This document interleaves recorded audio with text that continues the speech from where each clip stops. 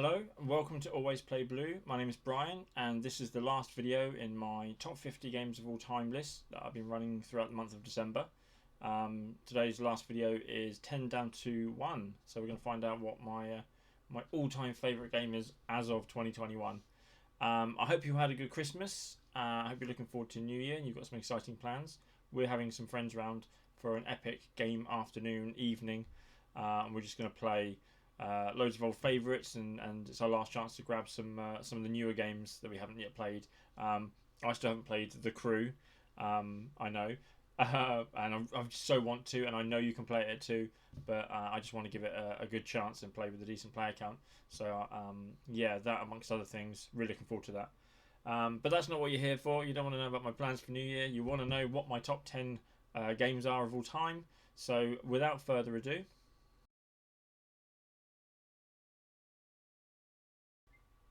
so the first game on today's list is the only other non-mover in my top 50, and that is Gloomhaven Jaws of the Lion.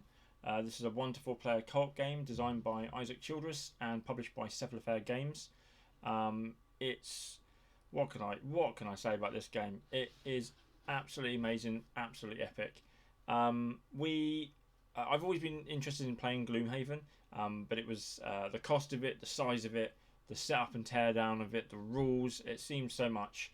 I knew one day I would play it. I just kept putting it off because of those reasons. And then last year they announced Jaws of the Lion, and it's just the best training for Gloomhaven you could possibly have. You can watch as many videos as you want, I think, but they just put everything into this to make it simple to learn. It's the way it works through the opening scenarios and builds up your skill level, so it introduces new things slowly but surely, and yeah, it's amazing. Not only is it a good game, but it is in just the few years that I've been serious and into gaming and playing games with my girlfriend, the experience, I keep looking at the box, sorry, but the experience of playing Jaws of the Lion, just the two of us, is one of my favourite gaming memories of all time already. We brought it late last year and we planned to make it our sort of New Year's treat, and we didn't last more than a week. We ended up starting October 2020 and we finished about February 2021. And not long after that, I then grabbed Gloomhaven, so we just carried straight on over into the Big Brothers game. But yeah, so I have experience of playing both. The setup for Gloomhaven can be quite intense. We're quite good now working as a team. We each have our different things we get out of the box and prepare. But the tiles can be a pain trying to line them up and trying to dig them out and get them all ready. And what's good about Jaws of the Lion, I won't go past the first chapter, but everything, all the missions and everything that you do, the scenarios, they all come in this really nice book. So you don't have to worry about sort of tiles on top of your board tiles for sort of rubble and doors and stuff. It's just all there, and you go through the adventure and you got the flavour text all around it, and everything you need, and you just work through that 2-page book. And there's a second book, a supplement book. So if any map is bigger than two A4 pages, you sort of add it on either 3 in a row or 1 on top here. It's really well done. It's the only negative I have about it, and I know some people will be okay to do this again. I don't think I'll ever play Jaws of the Lion again. It's a one-off experience. I enjoyed taking our characters. I played as the Hatchet, and my girlfriend played as the Demolitionist. And I know we could maybe we could have used the reusable stickers. We could have then played as the other two characters, but we've got our money's worth out of this. I can't remember the figures now. I should have looked it up before, but I did calculate the hours we played of it by the how much it costs and how much fun per hour we had with it. And yeah, you look at the price of a cup of coffee, you look at the price of going to the cinema, this game is so worth it, and it's remarkably cheap now. I'm seeing it a lot less than I paid for it, and it wasn't, I think it was like 40 or 45 when I got it, and I've seen it for like 30. So if you haven't had a chance to play it, and if you've been put off by Gloomhaven because of just the sheer size of it, I highly recommend getting into Jaws of the Lion first and going through that sort of like a prologue, sort of like it's your training wheels almost to the big game. But yeah, so that is it was my number 10 last year. and that was only just playing it for a few months, and I haven't played it since the beginning of this year. But it was so good. I think it will slowly slip down my list because it's a one-off experience. But Jaws of the Lion is one of the best gaming experiences I've ever had.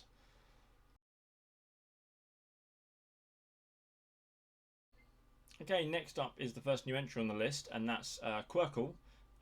This is a 2 to 4 player game designed by Susan McKinley Ross and published by Mindware. And it's the best way to describe it is it's Scrabble, but with shapes and colours instead. We started off. I had this for about a year and a half. I saw Will Wheaton's tabletop when they played it, and it looked like a really, really good, fun game. This was just as I was starting into the hobby, and I managed to grab the travel edition, which comes with the small wooden tiles, and because I had that version and it works fine as travel, I never got around to buying the sort of bigger version. And then I saw that there was a collector's edition, and but I couldn't find it anywhere, so I didn't know if the advert I'd seen was for a version that was limited and had been out and gone, or if it was like way off in the future. And then one day I was going through Tabletop Game magazine, and they had a full-page advert of all the Quirkle games, and the collector's edition was on it. And I jumped online and ordered that within about 10 seconds. And it's so lovely. My girlfriend complains that we didn't need a bigger version of Quirkle because we don't have a lot of room, and it was a game we already owned, so why do we need 2 versions? So let me just show you. These are the little wooden tiles that come with the travel edition, and then these are really nice shiny acrylic ones that come with the collector's edition.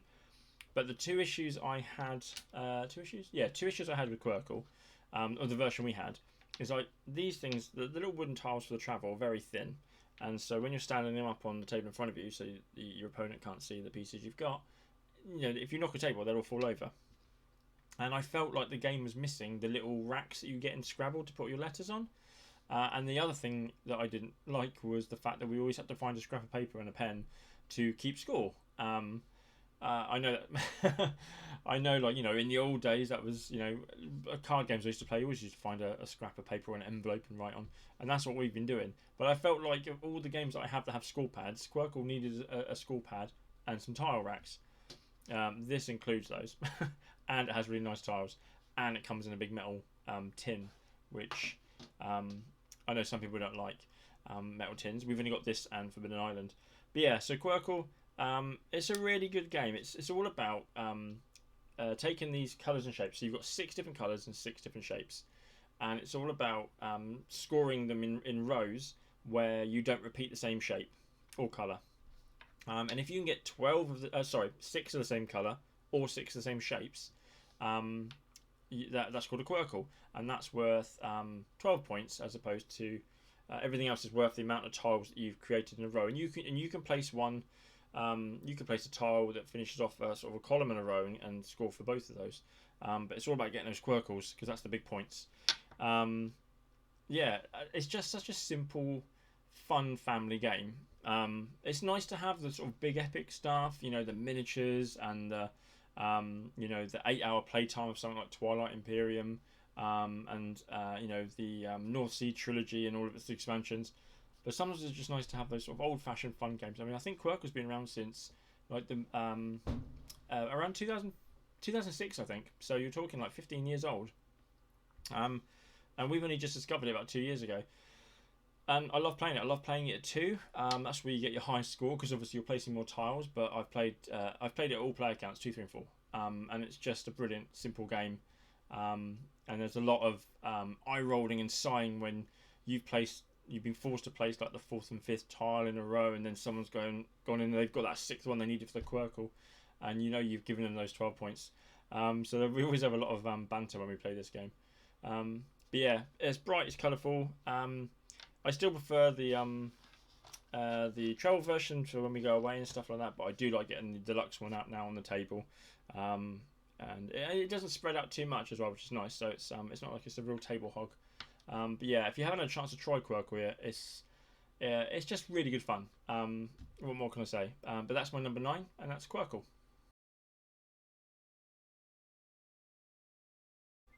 Okay, down 5 places from last year, it's Tokaido. This is a 2 to 5 player game, designed by Antoine Bowser and published by Funforge. So Tokaido was the game that pushed me over the edge and into the hobby proper. Before then, I'd had a couple of friends that used to come around, and we used to play things like Cards Against Humanity and Exploding Kitten, sort of like the party games that a lot of people know of. And then I had a friend of mine at work who said you should come around with me and my boyfriend and play some games if you're into that kind of thing. And I was expecting more of the same kind of games. And then they introduced me to Elysium. They're the ones that showed me their War of the Ring box the first time, and my mind was blown that a game came with made a board made up of two halves because it was so big. And the last game we played that night was Tokaido, and it's the first time I looked at a game and saw it sort of from an art angle. I saw the sort of the beauty and the components and stuff. Before, everything was just there to facilitate the mechanics of a game. Funny pictures on exploding kittens, great. Cards Against Humanity is just black and white text on a reverse background. But this was just, I'll show you the board. This is a 3 fold out. I won't. That way. It's very minimalist. There's a lot of, the box that you saw was just white with some art on the front. This is just white with some small icons and stuff on it. But it's just gorgeous. And I have this thing as well, that I like to win a game once. It doesn't matter if I play it 100 times. I just want to have ticked off every game I've played that I've at least won it once. I've never won Tokaido. I love this game so much, and in fact I've never come above third place. So when we used to play 3-player, I was always last. When we played 5-player, I came third. It felt better when third wasn't last, I have to say. This copy as well, I got this just before lockdown last year. I've not actually played with my own copy yet. I've always played with my friends who introduced me to it. But it's just a really nice, relaxing game. So I've never been fussed about not winning this one like I would anything else. I never get to the end of it and be like, oh, what could I have done better? I'm just like, the game's over. Like the journey itself, that is, the point of the game. So you're travelling from one end of Coastal Road in Japan to the other. And I think it's played over 4 days. And you have different icons on the side of the road that you can do and visit. So there's like a landscape painting. There's visit a shrine, go shopping, visit the temple and donate. And then at the end of every day, you arrive at the inn, and there's like an order that you arrive in. And it's one of those games where turn order is dictated by your position. So whoever's at the back always goes next. So if you're far enough back, if people have skipped ahead too far, you can maybe eke out a couple of turns, which is quite good to do if you've got the resources to then make purchases and whatever, and work towards the goals. But yeah, it's just such a nice looking game, and this will forever be on my list, and I hope I can play it again soon. As I said, I've got some friends coming over for New Year, so I'm tempted to finally push my copy onto the table, and christen it, as it were. Yeah, it's if you ever get a chance to play it, please do. This game means a lot to me because it was that like I say, it was that push into the hobby. This was the one that grabbed my attention and showed me a new side to board games, which has now escalated to all of this. So no Tokaido, perhaps none of this. Yeah, so that's my number 8. Tokaido, brilliant.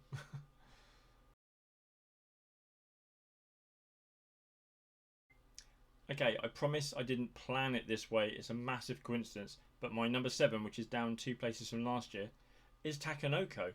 And it's a coincidence because this is also designed by Antoine Bauza, although it's published by, I think it's Bombix and Matagot. And it's a 2 to 4 player gardening game, shall we say. But yeah, massive coincidence that both the games he's designed are next to each other on my list. Takenoko. I just saw the box art on this one early on in me getting into the game, so I think I grabbed it as a treat myself for my birthday a couple of years ago, and yeah, just look at the cover art is just it's beautiful. This is actually I've got some of the art from this game as my phone wallpaper. I like it so much, and yeah, so this is a sort of a tile laying gardening game where you are working in the Emperor's Garden, and you control either or I say either, you can control the gardener and the panda. These are absolutely adorable. And you use a little weather dice. I love this sort of wooden feel to it. and you're basically expanding the garden. There's these three coloured tiles. Let me just grab them. So you're expanding the garden. It has these pink, green, and yellow tiles, and you use one of your actions to either lay a tile, to move the panda, to move the gardener, to take these little mission cards, which are based around either the panda, the gardener, or the garden tiles themselves. Sort of, there's like criteria to them, so you score points basically on fulfilling the cards. So it might be you have to have 3 watered green plots in a triangle, or the panda has to eat 1 of each colour bamboo, or the gardener has to grow 4 pink bamboos to a height of 3. And all those cards are worth points. So that's what you're trying to do to get points to get to. It's based around player count, to how many cards you have to have completed to trigger the end game. We play most of it too, so it's 9 cards for that. But yeah, that's what you're doing. And the dice, you roll the dice at the beginning of every turn. There's different abilities, so that gives you a third action. That gives you a token you can place. The lightning scares the panda, so you get like an extra movement, and you don't have to do it in a straight line, which is really useful. But I've played this at 3-player a couple of times. Early on when I had it, I played it. I learned it at Dice in Portsmouth with my friends when we visited the first time, and I played with some other friends and taught them how to play it. But predominantly, like most of the games in the collection, especially over the last year, I've been playing just 2-player. And my friends actually grabbed me the Chibis expansion, which is you get a little mama panda and some. You can basically have baby pandas, and they come with little bonuses when you have them. And the Chibis expansion just improves on. It's one of those expansions that just improves on the base game very well. The only downside to it was when we started playing, we found that my girlfriend could only beat me with the base game, and I'd always win with the Chibis expansion. So when we played Takanoka, we alternate expansion on or off. But yeah, it's just it's a bit like Tokaido again. Maybe I don't know if this is Antoine's thing. I'd have to see what other games he's done, and if I've got any of them in the collection. It'd be funny if I've got more.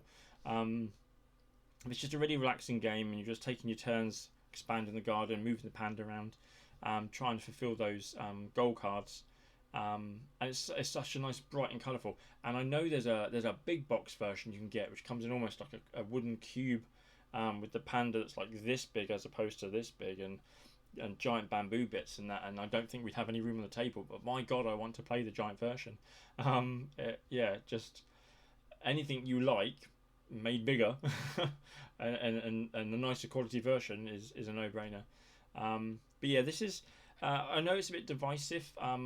I actually, just before I brought it, I thought I'll pop online and watch a few reviews, and I know Matt from Shut Up and Sit Down isn't a fan of this game, or he wasn't back then, and I got a bit nervous. I think I actually held off buying it for a bit because I thought, oh, maybe it's not as good as I thought it was. But since learning it and then purchasing it, I haven't looked back. It's just it's another one of those nice relaxing games, so it's not too thinky, and it's a bit silly because you're like scaring the panda and you're growing bamboo and he's eating the bamboo and stuff. But yeah, one thing I will say as well is one of the other issues people have, and we were starting to get it because this was on our 10x10 for 2021, so we were playing it semi-regularly, and one of the issues is with the goal cards. We were finding that we were ignoring the gardener cards because they're quite hard to get because you're trying to grow bamboo, but the panda's eating the bamboo. So we were concentrating mostly on the tile cards and then the panda cards where he eats the bamboo as a secondary. We weren't touching the gardener cards at all. And the other thing is that we were at the time playing by the rule, which I think they've done a second edition now, and they've changed this in the rule book. But we were playing it where if you take a goal card and it's already completed, you score it straight away. And the new rule is now that you have to complete the goal card after you've drawn the card. But we, on our 10th and final play of it in our 10x10 this year, we played. I saw it on Instagram, and I wish I could remember who it was to give them credit for this. And I don't know where they got it from as an idea, but when I complained about this, they suggested that they get all the gold cards together and just shuffle them all in. So we played that. So if you want to take a gold card, you have to take what's on top, and sometimes we had a moment in our game where we both just weren't taking a gold card because it was a gardener one and we knew it'd be crap. And then I think it was just I had no choice. There wasn't much else I could do, so I took that one, and then the next one was a panda card, and my girlfriend was happy because she could then take that. But it really changed the way the game worked, and we're going to play it like that from now on. Because we got very much into the rut of just always taking the plot cards, that's what they're called, for the garden tiles. And it was just, who could get them fastest and who could complete them. And I've taken that one that's already done, that one that's already done, and I'm just suddenly scoring cards left, right, and centre without doing anything. So we're definitely going to play that variant from now on. Not saying that you would need to play that for your first play of the game, but I think if you find yourself into that rut, either of having it where you score as soon as you flip that card, or even the other variant where you score, you have to complete the score after you've drawn that card. If you find yourself getting into a rut, I highly recommend doing it where you just shuffle all those gold cards together. It really mixes up the game and makes it quite fun when you're forced to draw a gardener card. And for the first time in a very long time, I was trying to actually accomplish a gardener card, and I nearly did it. Would have been amazing. But yeah, so that's Takenoko. I've talked about that for almost 7 minutes now, and I did warn that in this top 10 video I'm going to go a bit longer for these games because I'm just going to rave about them because they are my favourites. But yeah, on to the next.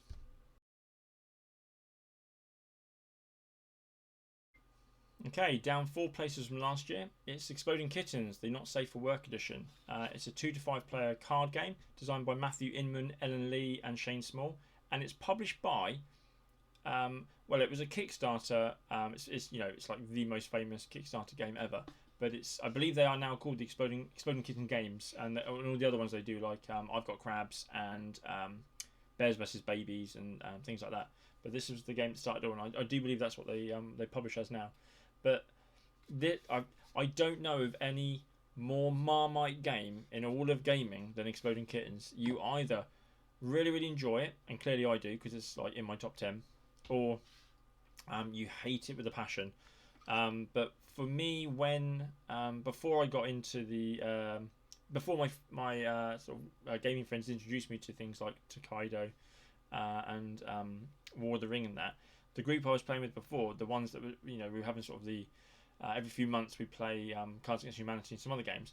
We got into Exploding Kittens because one of my friends was really into the Oatmeal webcomics. He does the art for the cards, as you can see here. These were the safest ones I could find in this edition to put on screen, believe me. But she really liked the artwork, so she'd heard about it, and then it went from being a massive Kickstarter success to being available in your local bookshop. So it was like 20 quid. We grabbed a copy to introduce into our game nights. And the people I played with at the time, I'm not playing with them as much as I'd like recently, but this was our closing game. Every time we played games together, this was like, right, we're getting tired, it's the end of the evening, let's get Exploding Kittens to the table. And it's just a silly card game where you're trying to survive and not get blown up, and that's about it. And it's a bit like, I find it's a bit like Uno on steroids, because you've got all these these playing cards, and then you've got these power cards, and you're trying to skip your turn so you don't have to take the gamble of drawing a card that could be an Exploding Kitten. You've got note cards, you've got attack cards, things like that. And yeah, I mean, the artwork is brilliant. The jokes on the cards are really good. They are funny. I think after you play it as long as we've been playing it, you don't even look at the images anymore. All you care about is what that card does and what it will do to someone else you're playing with. But it's just pure Russian roulette as you try to stay alive long enough.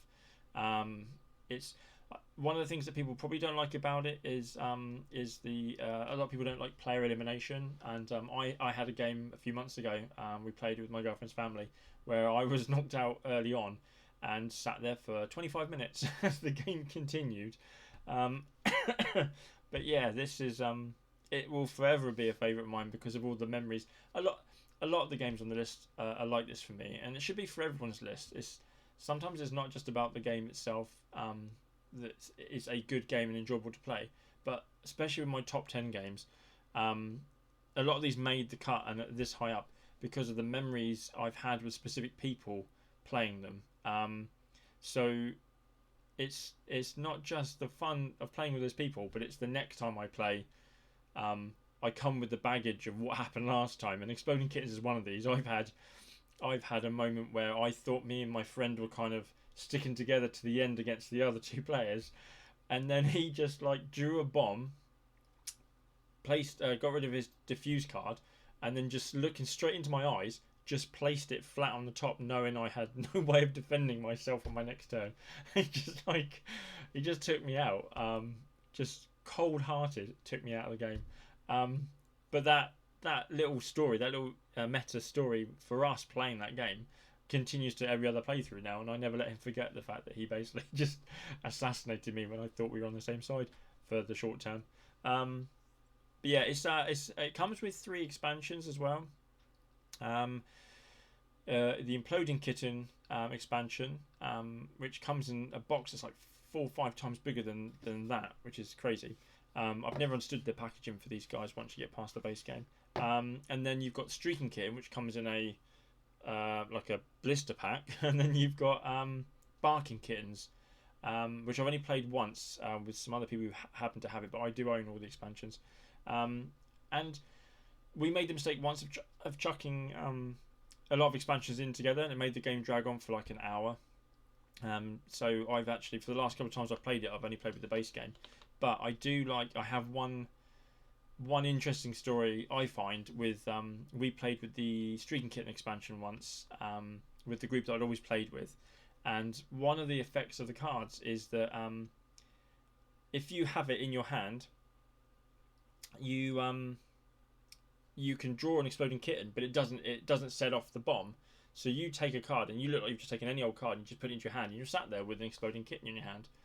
So my friend we didn't know that at the time, but she had the card that protected her, and she had drawn an Exploding Kitten, and we then played another. A friend of mine played another card that he was allowed to take one of her cards and turn it around face out, and it was the card that protected her. So we then worked out that she had an Exploding Kitten. No, sorry. We turned the Exploding Kitten around, so we knew she had it in hand. So we knew she must have the card that was protecting her, and we kept like just desperately trying to get 2 cards so we could play 2 matching of the playing cards, so that we could then just draw randomly from her hand, and hoping it would be the one that would set off the bomb in her hand. Eventually, it did, but it was this. It's never happened again, and the chances of that actually happening, of being the card that's revealed like that, are quite slim. But it was, again, it's just another of those epic stories that the 4 of us share, and it'll always be there. But I'll say about all the games I'm suggesting here, you should try them, and I know that Exploding Kittens is, you either like it or you don't. But if you haven't tried it, give it a go. Especially, this is the not safe for work edition. There is a more family friendly edition, and I think all the expansions are family friendly as well. So it is fun. I've played it with my girlfriend's nephews. I played it with my nephews. It's enjoyable. It's fun. Maybe don't play as much as I do, but just give it a go and see what you think. Because you can pick it up absolutely anywhere, and it's not expensive. So that is my number 6, and that's Exploding Kittens.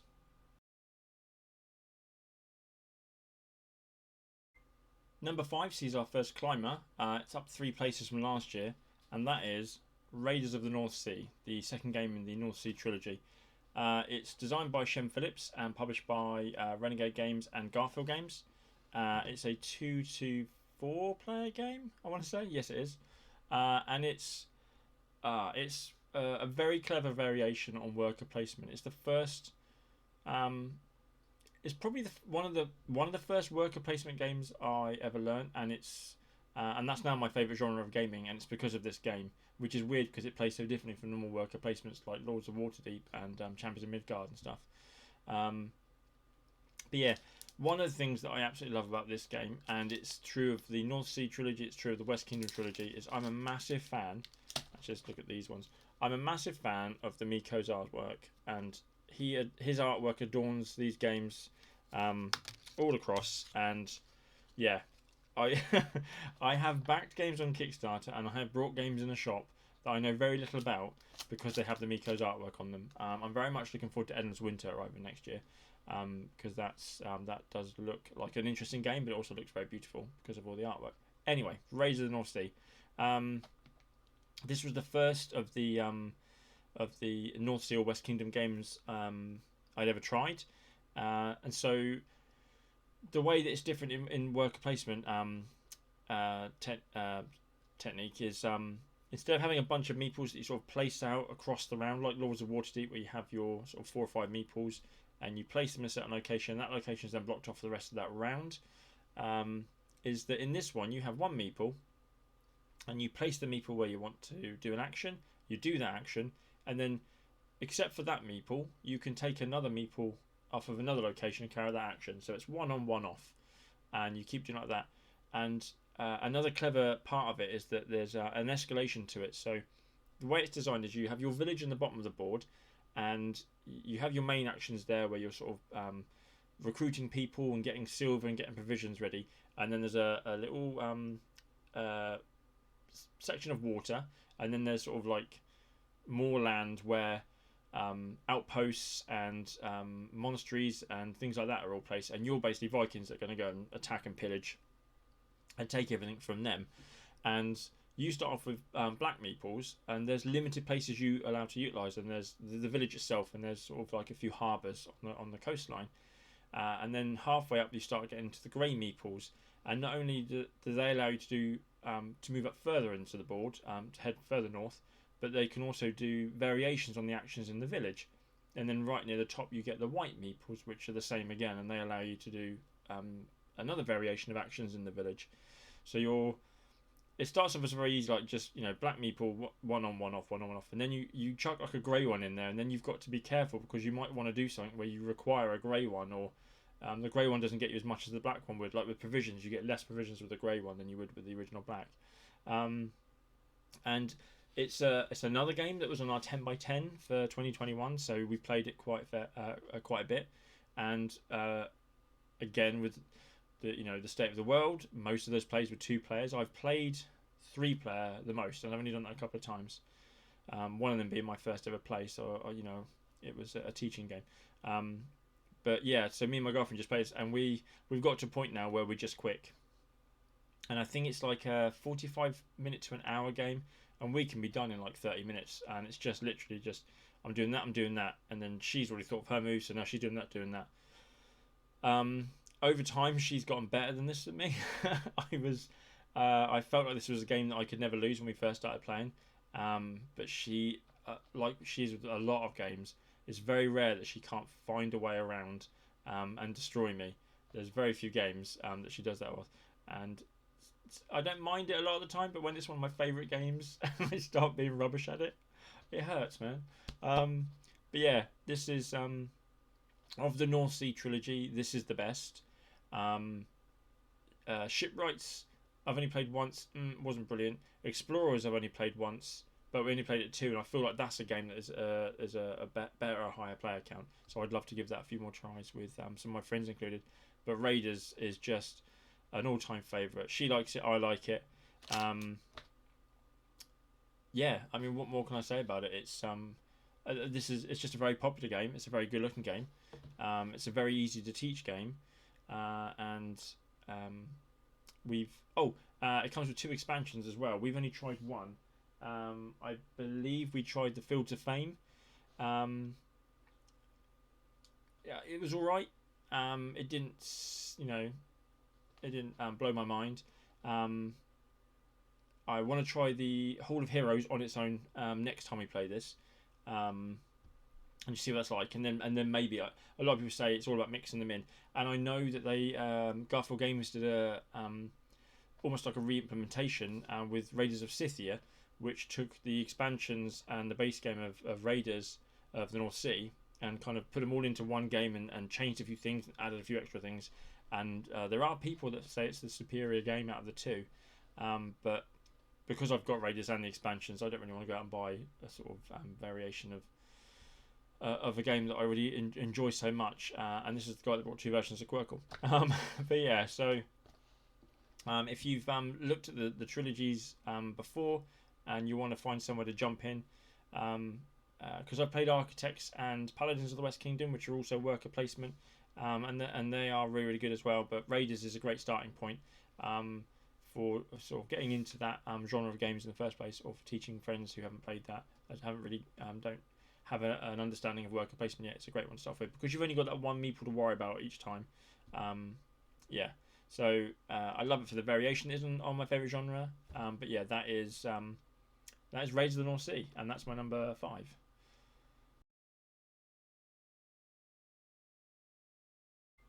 Up two places from last year, it's Carcassonne. This is a 2 to 5 player game designed by Klaus Jürgen Vred, and my version is published by Z-Man Games.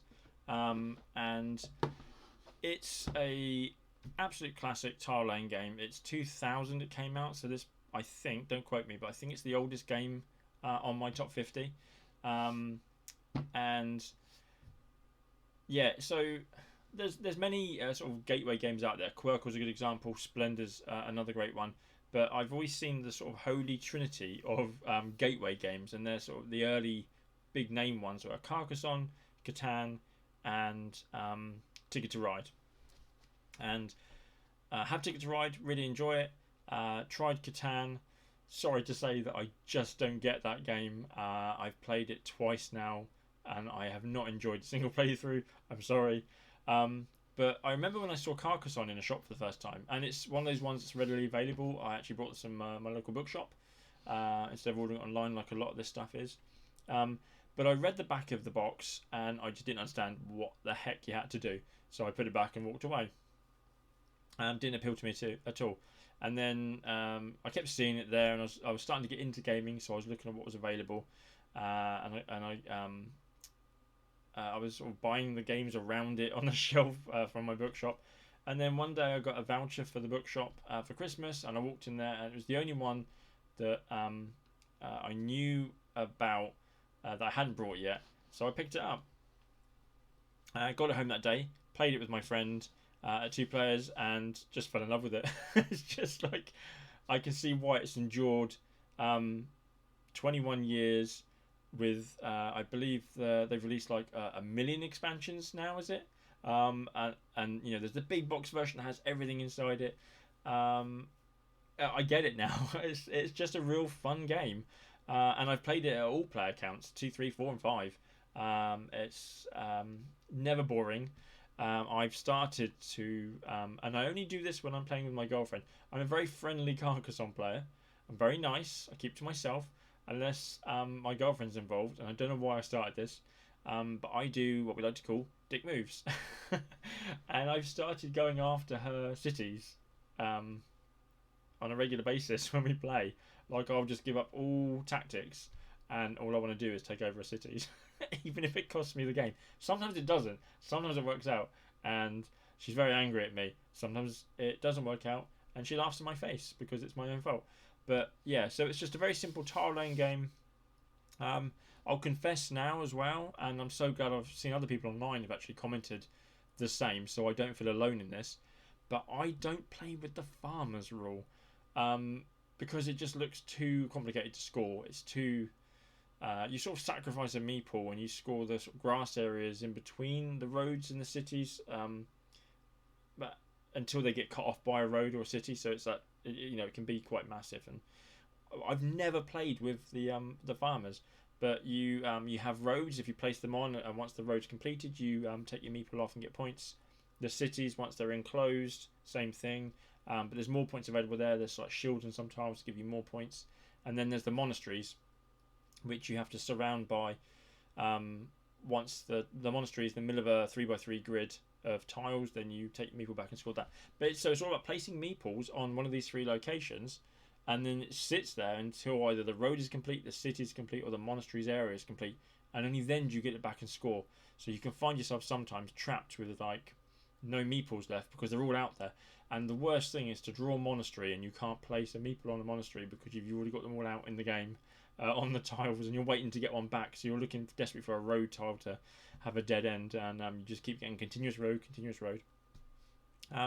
Yeah, it is so easy to teach. This is one of those games that the gaming group I was starting to do at my job on the lunch breaks. This is one of the first games we all played together.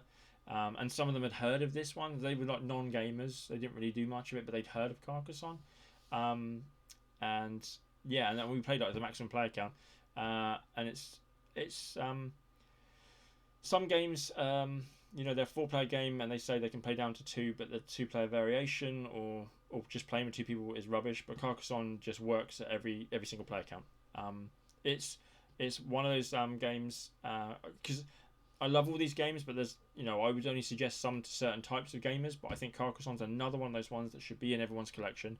Um, I've only got the is it the Inns and Cathedral expansion? This is expansion number 1. It's the only one I've got so far, and it all fits inside the base game. So I'm kind of loath to go beyond that. I'm quite happy with Carcassonne as it is, and I'm not keen on doing all the little variations and extra rules. There's like one with a princess and a dragon, and all sorts. I think there's one with pigs as well, maybe. There are so many expansions, it's insane.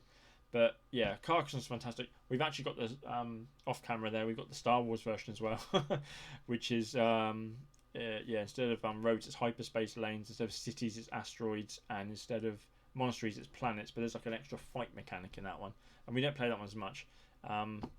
Base game, Carcassonne, the original. I will say, as somebody that likes deluxe versions of games, I'm very tempted by the 20th anniversary edition that came out last year. It's very hard for me to resist that one because it looks amazing. But I've got the base one for now, so I'm just going to leave it at that. But yeah, that's like I said. Carcassonne is such a nice, simple, family-friendly game, and it really should be in everyone's collection. And I think it's going to be on my list for a long, long time.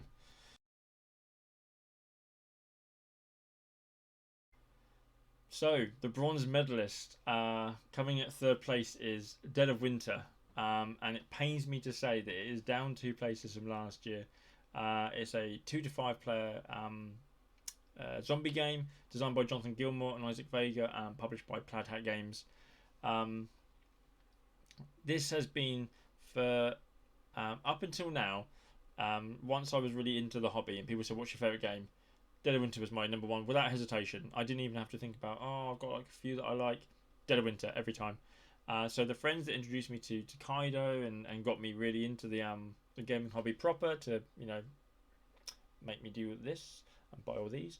I think it must be the second visit round I was introduced to Dead of Winter, and the 3 of us played it, and it's just I hadn't ever played a game that went on that long. It was like a 2-hour game, I think, maybe a bit longer because obviously I was learning it. The traitor mechanic blew my mind. I never had any experience with something like that before. But so in Dead of Winter, you are you're in a colony. There's been a zombie outbreak, and you're survivors. But there's 6 locations out in the world. There's like a police station, there's a school, there's a library. We'll get back to the library in a bit. That's a really tough subject for me. And you have a set number of rounds depending on how hard you want the game to be. And there's like round missions, like you have to have so much medicine at the end of this round. You have to have so much food at the end of this round, and also you have to have food anyway to feed anyone that you leave in the colony itself. At the end of every round, they have to be fed. So it's just a survival game. Every round you're trying to like go out and explore to get weapons and get food and get medicine, with the constant threat of zombies. But what's really nice about this, it's classed as a crossroads game, and they've done another one called Gen 7, which we do have but we haven't started yet, which isn't as well revered as Dead of Winter. And I think Forgotten Waters might be a crossroads game, I'm not sure. But what it is you have this deck of cards, massive deck of cards, and it's a co-op game. But when it's your go, another player at the table takes one of these cards, and there's like a little trigger at the top. So if a character is in a certain location, or if you do something, that person then basically says stop, and then you read like a story card, and it gives you this little mini narrative. We've had ones where we are exploring a street and we come across our old house and our dad's a zombie. We've had ones where we see an airdrop suddenly, and it's whether we risk going for it or not. Where some bad people turn up and threaten us, and they say, if you give us this, we'll leave you alone. And you then get like an A or B choice of what you want to do. And a lot of them are either take a gamble, and if it goes bad, you're going to suffer, but if you succeed, the rewards are pretty good. Or you can walk away and get nothing. And it just adds like a nice. And there are a lot of these cards, so we have had a few like repeated because the way we just shuffle the cards. I know why we do that, but there are a lot of cards there, so the chances of everyone's narrative being the same, because there's no narrative to the game itself. It is just survive every day. So this is the crossroads mechanic in there. It's a nice touch. And on top of that, you have your own personal stories. This is what I was saying about Exploding Kittens. A lot of my love for this game isn't just that I enjoy Dead of Winter, and it is a really good game. I'm not taking anything away from it, but it's the experience I've had with my two friends and other people we've sort of invited in. So it was just the three of us playing it for a while. We played it several times, and then a buddy of mine that I used to game with, I invited him round one night, and the four of us, we taught it to him, and the four of us played. And then a few months later, another friend, I brought them in, and now my girlfriend's played with us a couple of times as well. And it's just the stories that come from that. There's the constant accusations of traitor. So at the beginning of the game, you have these sort of personal goal cards. So you have a goal as a community that you have to do, but there's also a personal goal, like to at the end of the game make sure there's this many barricades, or to have 5 medicine cards in your hand at the end of the game. So you can win as a group, but then you can also win as an individual. It's weird. This is one of those games where winning and losing doesn't really matter. It's just a fun experience. But you draw one of these gold cards for the amount of players you have, and then you put a traitor card in. You shuffle them all up, and you deal them out. So one of you potentially could be a traitor for the entire game, in that you're trying to scupper things, but you have to do it in a way that's discreet, because you can get voted out of the colony and exiled, and then you sort of have to survive on your own while still playing the game, and you're like an outsider. So it gets quite tough. Like the first 5 or 6 games we played, nobody was ever the traitor, but you don't know that, and so you're constantly, if you screw up anything, immediate accusations are being thrown at you. So it's just a lot of fun and the banter. But the best experience we had with this mechanic was the first time that we introduced my girlfriend to it. So we've played it a lot now, so we know exactly what we're doing. We're all setting up and stuff, and then she gets her card and she asks, "How will I know if I'm a traitor or not?" And we sort of roll our eyes at her because it says traitor really big on the card. So it's kind of funny to us because she's blown that she's not the traitor. So it narrows it down to just us three worrying about it now. And we play on, the game goes on for a couple of hours, and she starts doing some crazy stuff, like she searches. We're desperate for some medicine, and she's at the hospital, I think, and she searches again. So obviously, you make noise the more you search. So the first one's like a freebie. Every time you search after that, you draw a noise token, which at the end of the round can draw more zombies. And she just keeps searching, and we're like, "What are you doing?" But we put it down to her naivety of the game. It's her first experience. So we get to the end of the game and we failed. Our morale went down to 0, game over. And then we go around the table. Did you at least, fulfill your personal goal? I did. I didn't. And we didn't ask my girlfriend. And then we start packing up. And she just starts laughing like a maniacal cackle, like the Joker had possessed her. And we look at her, and she turns her card around as the traitor. First time we've ever had a traitor experience, and it was her first time playing the game. And like I say, it's the experience of the games with the people you play with as well. So she will never have our trust ever again in any future game of Dead of Winter. But yeah, so this is this has been my number one for such a long time, and when I made this list, it was quite difficult to admit to myself that because I think we've only played once this year. We didn't play at all last year. This is my copy, and I've never played it because I always play with the same people who have their own copy, but I just wanted my own copy of my favourite game.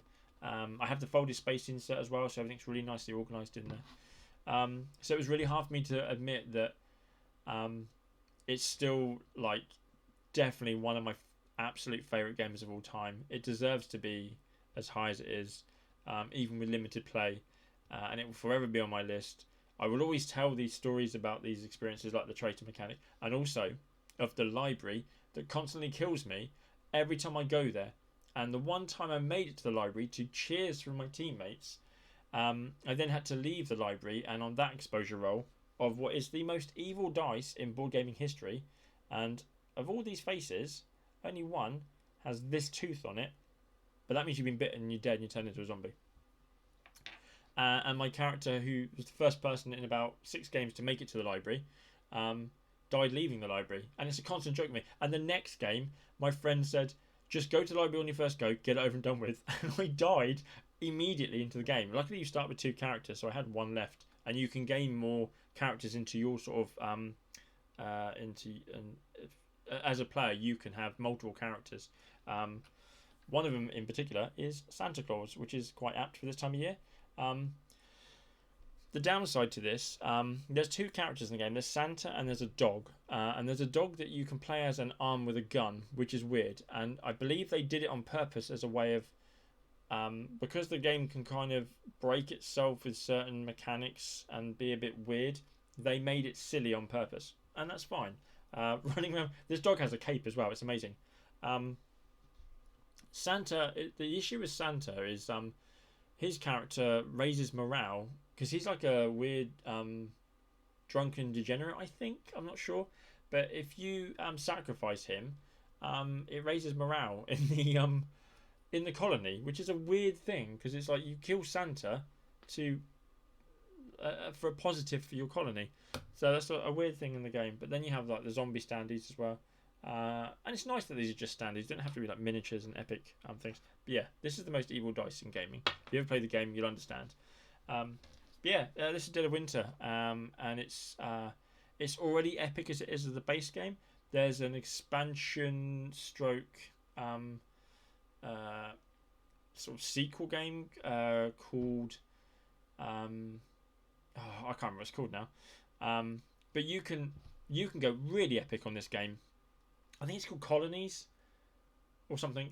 And you can have 2 colonies playing at the same time. So you're getting really Walking Dead with it now.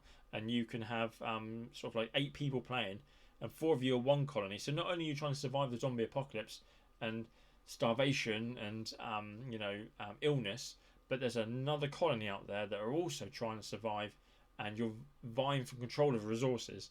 And I'd really love to play that. I mean, that sounds like it must go on for like 4 or 5 hours and be absolutely amazing. But for now, base game original, Dead of Winter, number 3 on my list.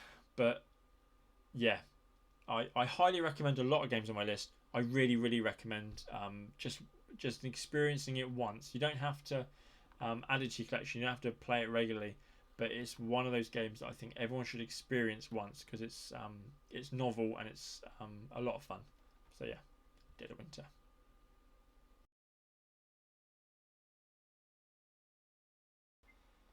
Right, the silver medalist in my top 50 games of all time is the absolutely amazing Lost Ruins of Arnak. It's a 1 to 4 player semi-deck building, semi-worker placement game designed by Elwin and Min and published by Czech Games Edition, CGE. And I heard a lot of hype about this. It was out of stock and I was desperate to get it, and I finally tracked it down thanks to Dyson Decks here in the UK. First play, and it was just blown away. It's really, really good. Like, really good. The deck building, I'm not joking, the deck building and the worker placement are very minimal in the game, but they're also crucial. There's a lot going on with gaining new cards for your deck, but you really don't build up a massive deck of cards, and not in a way where, like a lot of deck builders, where you can sort of build up and then chip away. You really don't get a massive collection of cards. And the worker placement, you're limited to 2 meeples. I don't know how well you can see that. They're just plain meeples. I've actually brought from Levity Games on Etsy. I'll give a shout out to them. I've got the stickers for this game and a few others. Just spruces it up, makes it a little bit nicer. Same for the for the magnifying glass, the notebook wooden tokens you get, they actually have stickers that come with the game. So I brought these third party. It also comes with really nice components. These like plastic arrowheads and these little tablets. I don't know how well you can see that. Some people online have seen that they've sort of dry brushed them and made them look even more ancient. I don't trust my skills enough to ruin the components. But the way the game's played is you are a bunch of explorers in sort of like a 1930s Indiana Jones jungle island setting. And you are exploring further and further onto the island on these locations, and they're all hidden. They're called dig sites, and you have that is the main section of the board. You also have a temple track on the right hand side of the board, which is sort of you're researching these findings you're doing, and there's certain criteria you have to pay to move up this track with a magnifying glass and then a notebook, and you get bonuses as you move up that as well. And yeah, it's just all about placing your workers out, and you gain. There's like a set of basic resources at sort of the base camps, so you can get like compass tokens, gold coins, rubies, arrowheads, which are then used to pay for things. And then you can explore into the next section of the game, and I think there's either 8 or 10 slots. I think it's 10. And if you're visiting that area for the first time, you pay a travel cost, like some cards have a little car icon or a boat icon or a plane icon, and you pay the cost to travel to it, and you flip it, and you get the resources that are on the bottom of that. I can't reach them now. You get the resources on the bottom, but then the first time you reveal a dig site, you place a guardian over the top of it, and this has a criteria for how you can defeat that guardian. So you have to pay an arrowhead and a card or some other way of paying the cost of a boat travel. And then when you kill that guardian, you get to keep it to one side, and it has, I think it's called a boon. It's like a little bonus action you can take. But what I really like about this game, and we didn't get it the first time we played it, and I still really enjoyed it. But there's 5 rounds, and you alternate actions, and there's sort of base actions and free actions, and you have to do one base action, but you can do as many free actions as you can, and they're all designated with lightning bolts all over the place on your camp board, on the board, on your cards. So as long as you do a base action, and you can just keep going, alternating turns with the players until you've run out of things to do. And our first turn of our first game was over in like 2 minutes, and I thought this game is not going to last very long. It's like a 15-minute game tops.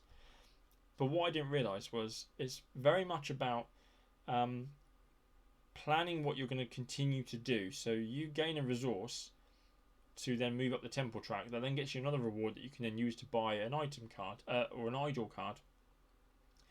And then you run out of resources, so you go explore on a dig site to get more resources, and then also to fight the guardian.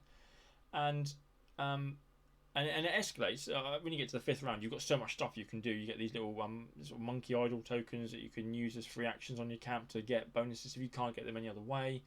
But yeah, so the first turn it is still the shortest turn of the game because you've got your base cards and everything. But our first turns lasted a lot longer than the first game we played. That first turn was over so quick, and now I understand the game and how it. You think you're done, and you carry out your last action, and then that suddenly opens up 2 more things you can do now. It's really clever like that, and the last turn itself it's all about maximising everything you're doing, and sometimes you can manage to get a ruby, and there's 2 things you can do with it, and you've got to decide which one's going to give you the better benefit, so you can have another turn and not run out. It's got a really nice style to it. It's a Czech Games edition, so the game doesn't come with an insert, and I've got some of their other games like Codenames and stuff where that's not really a problem. It's a small box, it's a bunch of cards and an egg timer. Arnac's got a lot of components, and when we had it for a while, everything was just in baggies, and because you don't want to crush anything with the board was at the bottom, so it was difficult to set up because you had to open the box, take everything out and put off to one side to get the board out, so then you could take everything out of the baggies to lay on the board. Thankfully, Folded Space did an insert that makes setup so good, and the expansion recently came out. Well, it depends on where you are in the world. For the UK, we've just got it, and it's the Expedition Leaders. And what's really nice about it is it's one of those expansions that it adds this key element, and it's so that you as players, instead of just all being the same, you have special abilities. It's asymmetrical player powers. So each 6 character that you could choose from has a special way of playing through the game. There's I think the captain has an extra meeple, so he has 3 meeples to spend on the board. I played as the falconer, so I had this really cool thing where I could send my bird out on my board, and if I pushed far enough, I get a really good goal. Every time I took one of the 4 available goals on the flight route, it would then move back to the beginning again. So obviously the first bonus is just like a gold coin, but then you're back 1. But if you can keep it going, so that was really interesting to play with. And I know there's a Mystic as well, and he has a completely different playable to the rest of the characters, and he uses the fear cards, which are kind of like a negative points thing, but they're also the only ones with boot icons on, which can be used to travel around on the early parts of the board. But anyway, so this expansion has that as the main selling point. It's the title of the expansion. But then there's a really nice thing where it just goes, oh, and here's some few extra things. So you get a few more guardians, a few more dig sites, a few more idol cards and item cards, a few more hired help. You can also like hire up to 2 people on your board that have a special free action ability. And then it gives you 2 more temple tracks that you can lay over the main board, and it's like adds variation to the temple research route as well. So I think that's really nice in an expansion when it's not just adding things for adding its sake. That it comes with this like new element of gameplay, but then also just bulks up everything else as well. The good news, if you have the folded space folded space insert, obviously when they designed that, they didn't know the expansion was coming and in what form it would come, but that does come with like a weird crisscross grid that just holds up the original player boards, and if you take that out, you can pretty much fit everything else into that well. Apart from like some of the dig sites, and the cards already fit where they would go in the normal part of the insert anyway. So I've managed to put it all into one box, which is quite nice. I do like that, especially with the shelves as they are now. If I can fit an expansion into a base game, I do feel a lot better buying it and justifying buying it, because it doesn't add to my shelves, it just adds to the game itself. Because we are really running out of room behind me. And perhaps Folded Space will release a sort of add-on insert that occupies that empty space properly, or they'll release a Lost Ruins of Arnak version 2, like they've done with some games like Seven Wonders Duel and King of Tokyo. I know they did like a newer version to hold the expansions. But for now, until that's available, you can fit it all in the box, which is really nice. Yeah. Oh, so as I was saying, yeah, Czech Games editions, they don't do inserts, so that was a bit of a pain when we got the game, until I got the folded space insert. And also I just find that they do like really nice components in this game, and there's probably a reason why the game is quite expensive to what I thought it would be, but totally worth it. Like cost per hour I've played this game, it's brilliant.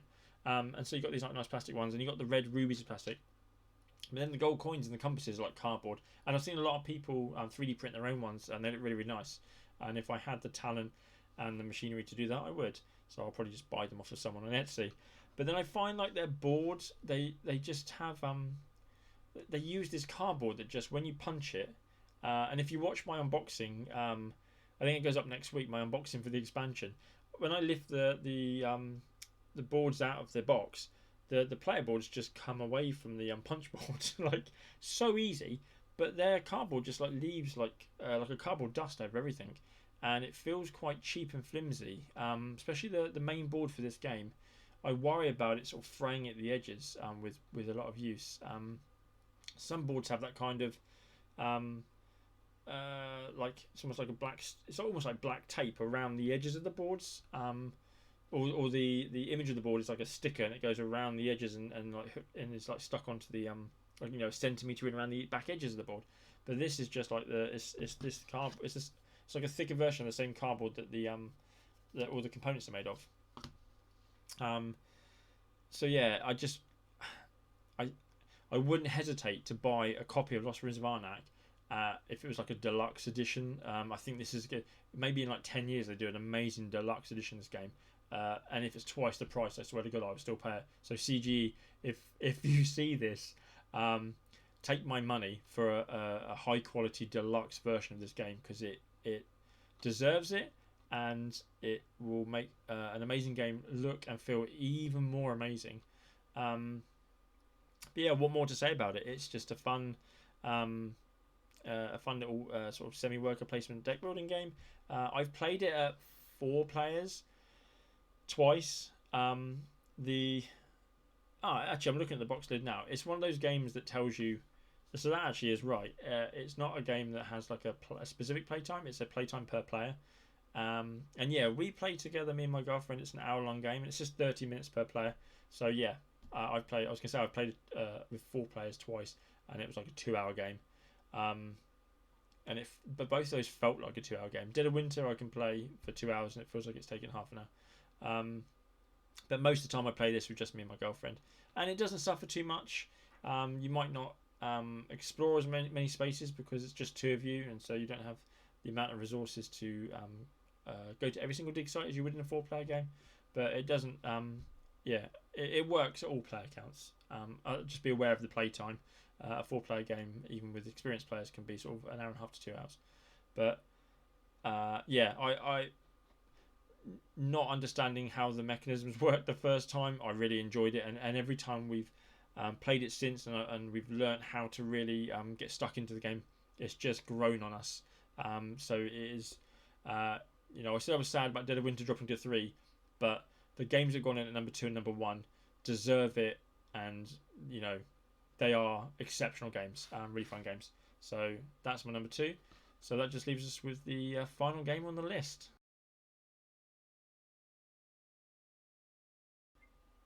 And there it is, my number 1 game of all time, as at the end of 2021, is the absolutely sprawling epic that is Gloomhaven.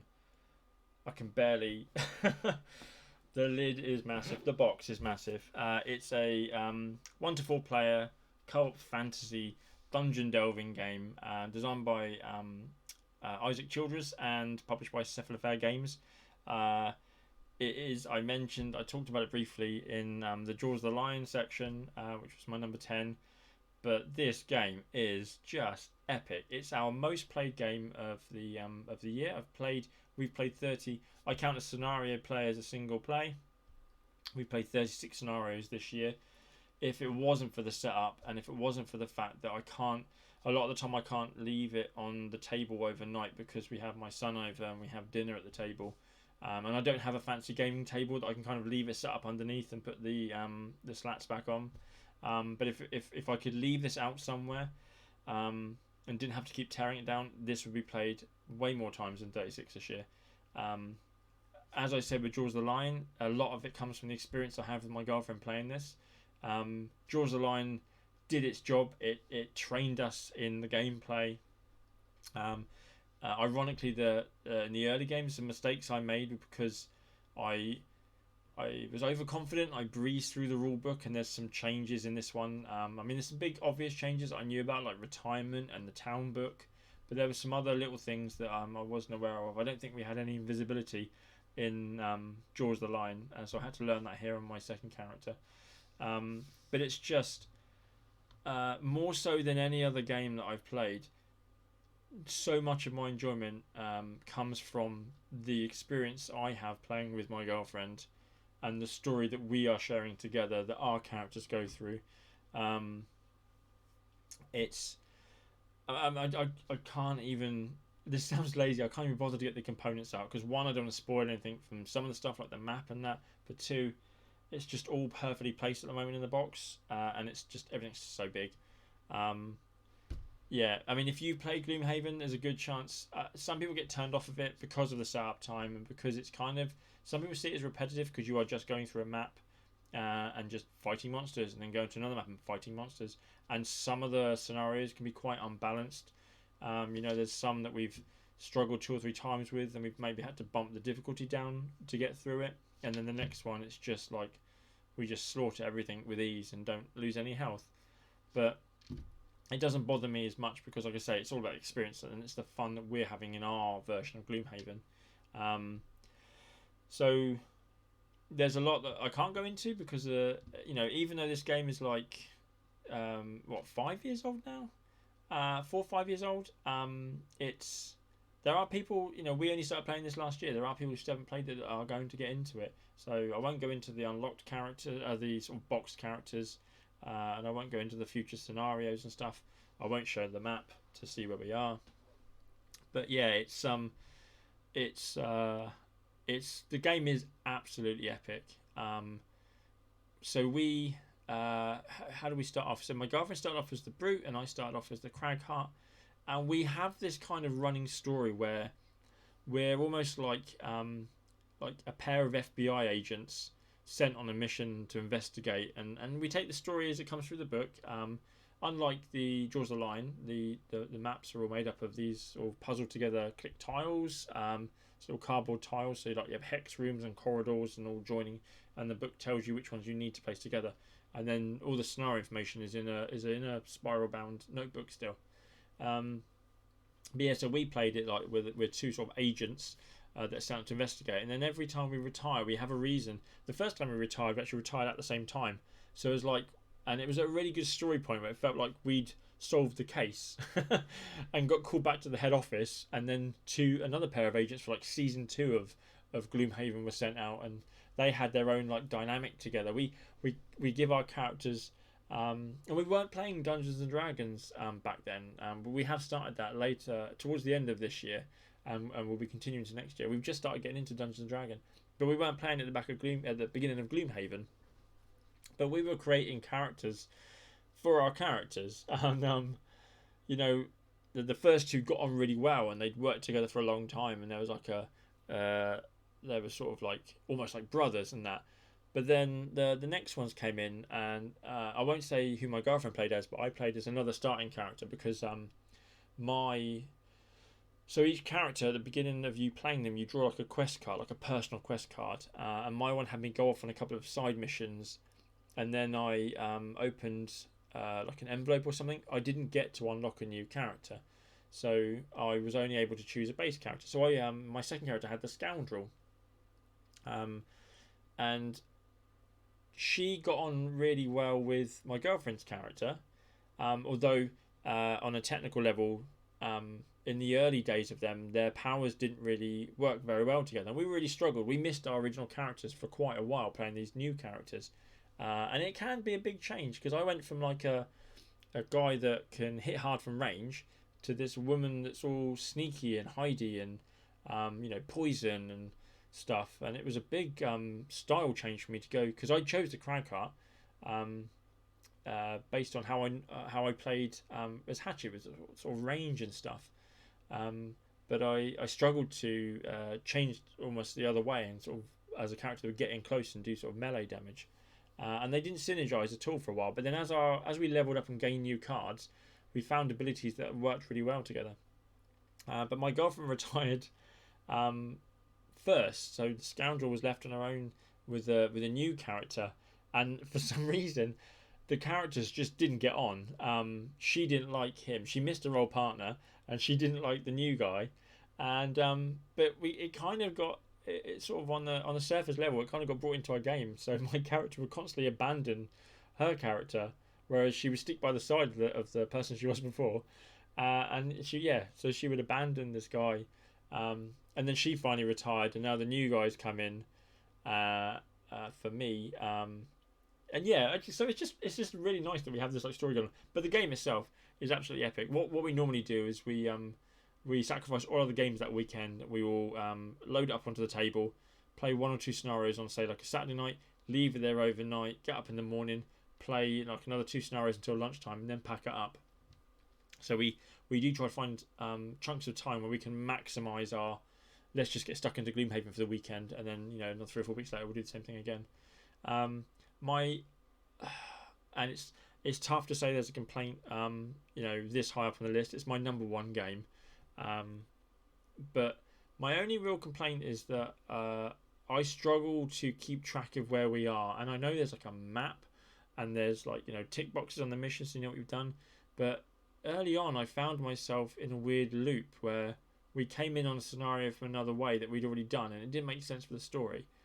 And then if you're out of action for like a couple of months, and then you open it up again, like the last time we played was our biggest gap between sessions, and I was there for like 20 minutes. I think my girlfriend went off and did something else while she was waiting for me, and we had the game all set up, almost ready to go, but we hadn't chosen a scenario yet. And I was like, oh my god, what were we doing last time?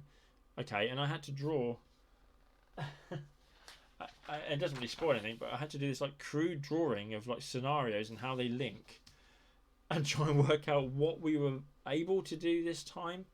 And then we chose missions based on sort of what her quest goal is and what she needs to tick off.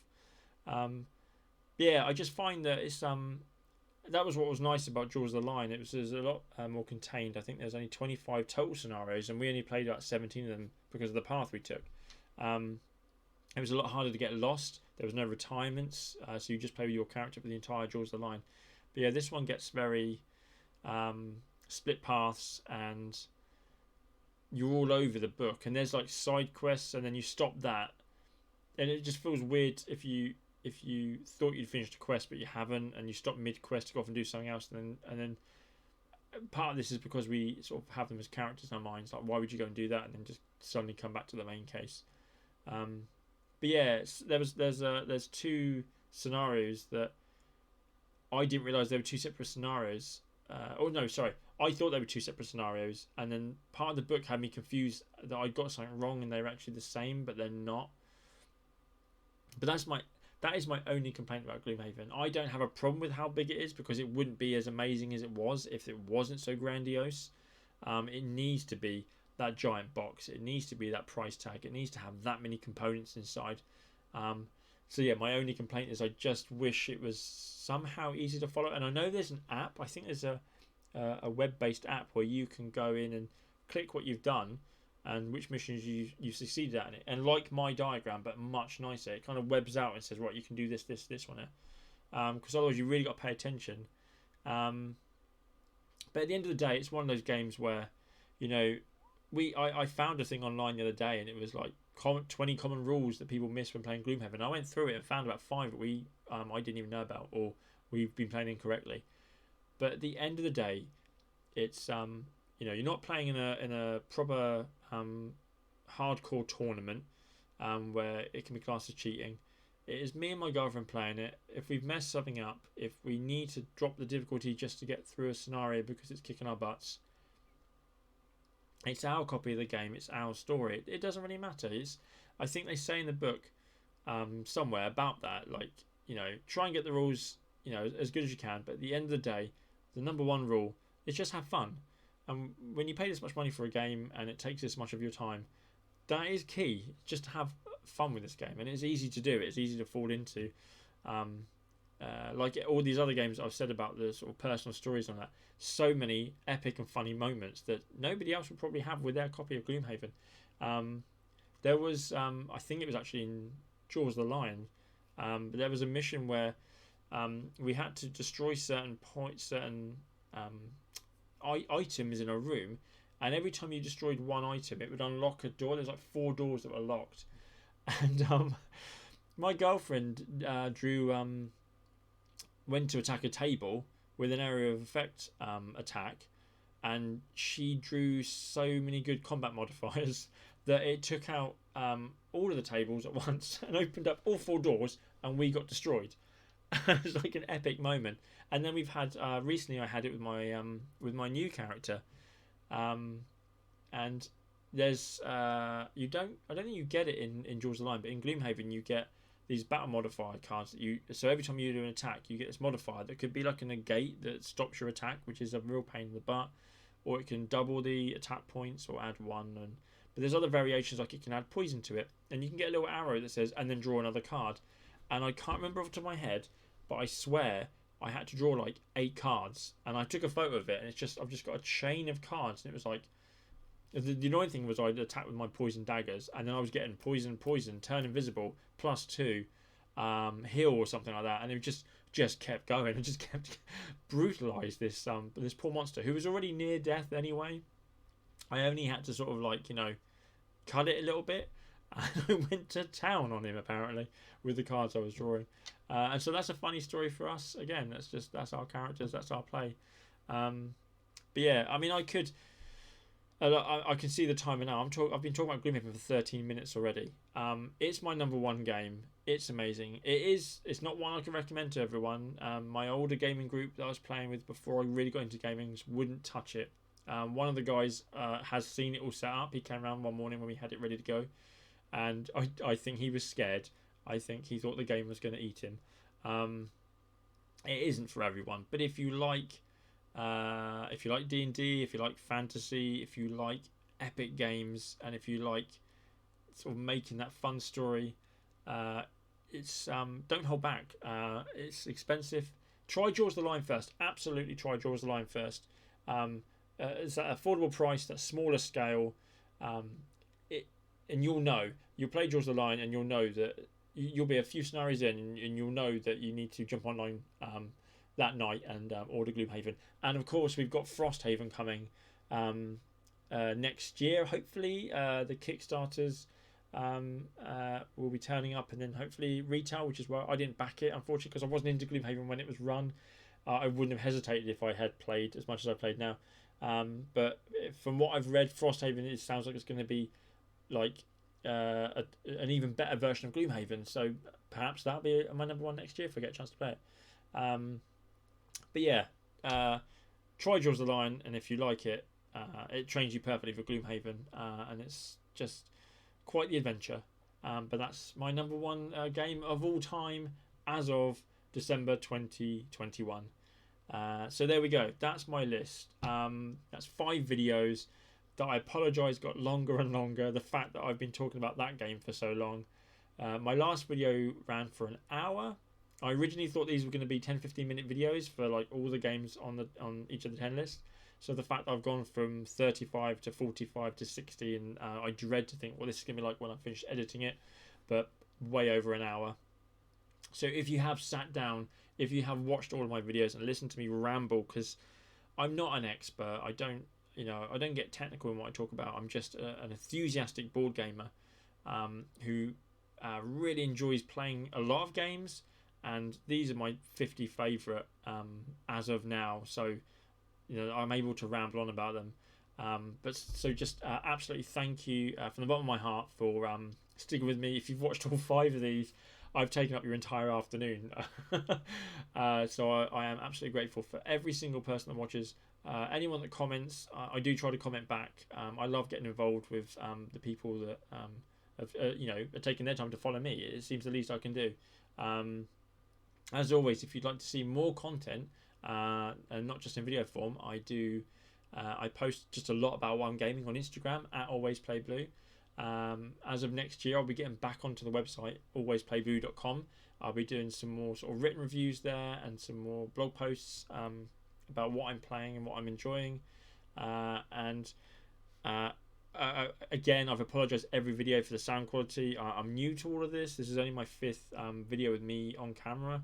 The microphone isn't as good as I'd hoped, so I'm going to be looking at getting new equipment next year, so that you don't have to turn up your volume all the way, and I don't have to get really close to the microphone as I'm talking. But yeah, so it's just onwards and upwards really. I want to keep doing this. I'm going to move into board game reviews next year and start learning the skills I need for that. So hopefully you guys who are watching stay with me, and more people join, and this grows and grows. But if it doesn't, I can just sit in front of a camera and I can share my passion of board games to whoever will listen. So thank you again for joining in. Please comment below about ones you agree with, and maybe tell me what your sort of top games are for the end of this year. I would love to hear, and like I say, I love replying to all of you that comment. Yeah, for the 10th time, thank you very much. I hope you have a fantastic new year. As I said before, we've got some friends coming around for like an epic final day of the year gaming. So yeah, I hope you guys get some gaming in before the end of this year, and then it's all about the what's coming out next year, the big games for 2022, the challenges. I know we're going to be setting up a 10 by 10 challenge. Love doing that, so we're going to get our new one ready. But yeah, happy gaming, happy new year, and onwards and upwards 2022. Thank you very much.